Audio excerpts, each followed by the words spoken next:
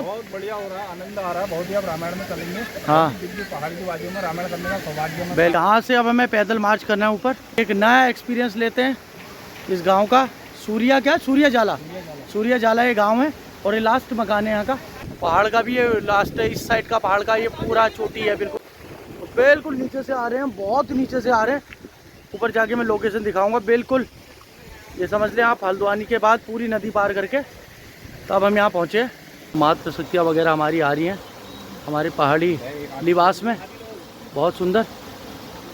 तो ये एक बहुत अच्छा अनुभव है, तो इस अनुभव को लेते हैं। पानी का इतना तेज़ वेग है, वो भी दिखाता हूँ आपको। ये आ रहा है झरने से पानी, गाड़ी की वजह से शायद दिख नहीं रहा है। ये पानी का वेग आ रहा है। लोकेशन तो बहुत ज़बरदस्त है, लेकिन उतनी ख़तरनाक है सड़क, उतना ही ख़तरनाक है यहाँ आना। अब हम आ गए हैं, अब रामायण पाठ करके कल जाएंगे यहाँ से घर। तो करते हैं पैदल मार्च शुरू यहाँ से। ये जल आ रहा है पहाड़ से हमारा, शुद्ध साफ, इतना साफ जल है, कितना सफ़ेद है।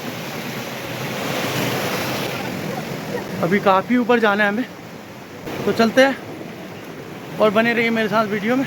पूरा जंगल हमें जाना है आगे। ये लास्ट मकान जो है इस गांव का, उनके पशु वगैरह हैं, डर भी रहे हैं। लोगों को कम देखते हैं इसलिए डर भी रहे हैं। तो एक तरीके से हमने कैलाश पर्वत की चढ़ाई कर ली आज शिवरात्रि के दिन। सांस भी फूलने लगा है अब तो। घने जंगल के बीच में सरकरा रास्ता।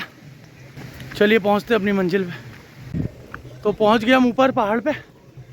ये आगे गेट है, शिवालय, शिव शक्ति वाटिका, और ऊपर मंदिर है, शिवालय है।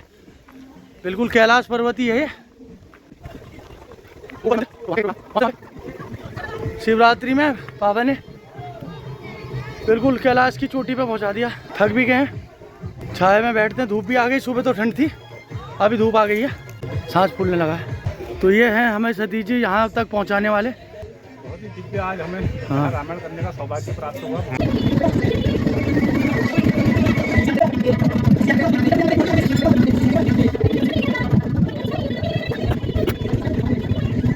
तो हमारे साउंड वालों का मिक्सचर रह गया हल्दू चौड़, तो अब वो गए हैं यहाँ से हल्द्वानी जाएंगे, फिर वहाँ से हल्दू चौड़ और फिर मिक्सचर लेंगे, फिर यहाँ पहुँचेंगे। मुझे तो लगता है 2 से ढाई घंटा लगेगा क्योंकि पूरा रास्ता जाम भी है। मूल पाठ रामायण का शुरू हो चुका है, जो आपने देखा होगा अभी। तो मूल पाठ चल रहा है, बाकी संगीत में जो रामायण है वो जब मिक्सचर आ जाएगा उसके बाद ही शुरू होगी। तब तक हम लेते हैं यहाँ चाय की चुस्की, और चाय पे डिस्कशन चलेगा। कैलाश पर्वत में बैठे हैं हम, आसन जमाए। की जो रात होगी, ध्यान की रात होगी। हाँ, भगवान दिव्य है ना, भोलेनाथ की रात, शिवरात्रि। भगवान भोलेनाथ के मगन हो जाएंगे आज। बहुत सुंदर। और कैलाश पर्वत के बिल्कुल ऊपर बैठे हुए हैं हम, बहुत आनंद आ रहा है। सुंदर रामायण पाठ चल रहा है, बहुत सुंदर शुभारंभ हो चुका है और अगले 24 घंटे ये पाठ चलता रहेगा। मेरे पीछे आवाज सुन रहे होगे आप। और ये स्थान इतना पावन पुनीत है बाबा का, लग रहा है कि कैलाश में ही बैठे हुए हैं। आज के दिन नाग दिखा उतना बड़ा, तो मुझे तो वहीं से दिल प्रसन्न हो गया कि बाबा साक्षात आ गए। बोलो शंकर भगवान की जय।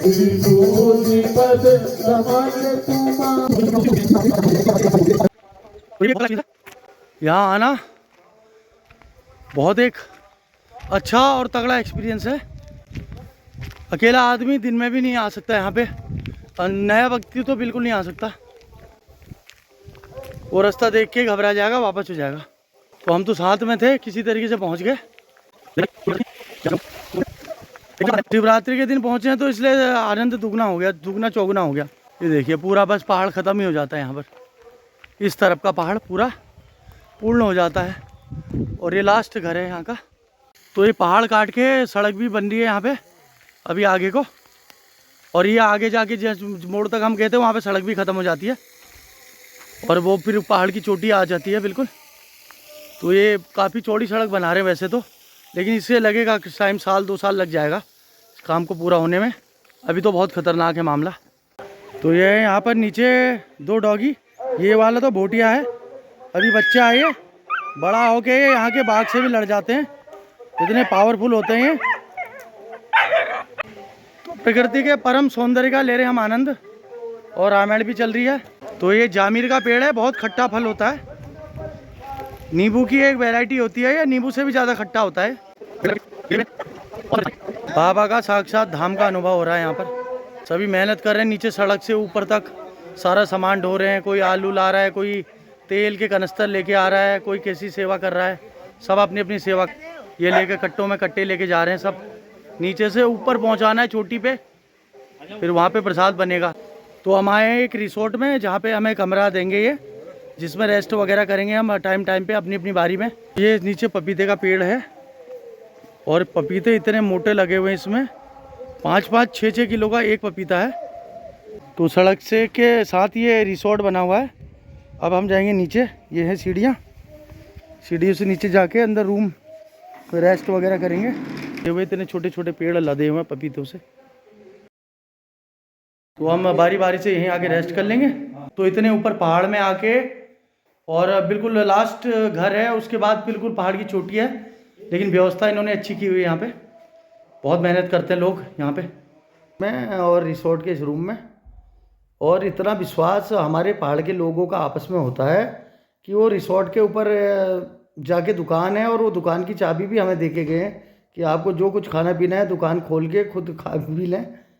तो इतना फेथ शायद ही हम बाहर के प्लेन्स में नहीं कर सकते इतना फेथ। तो पूरी दुकान की चाबी भी देके कि आप दुकान खोलें, जो मर्जी खाना है वहाँ से लेके खाएं। ये हमारे पहाड़ की खूबसूरती है, अपनापन है, अपनत्व है सब लोगों का। बने रहिए मेरे साथ, बहुत आनंद आने वाला है।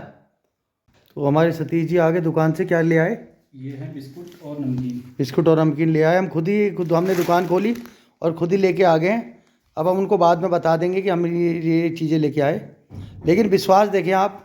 दीवानी बन जाऊंगी, दीवानी बन जाऊंगी, मस्तानी बन जाऊंगी, दीवानी बन जाऊंगी, मस्तानी बन जाऊंगी। मैं कान्हा की दीवानी बन जाऊंगी, मैं कान्हा की दीवानी बन जाऊंगी। तारो यमुना नहाए, मैं मछली बन जाऊँ।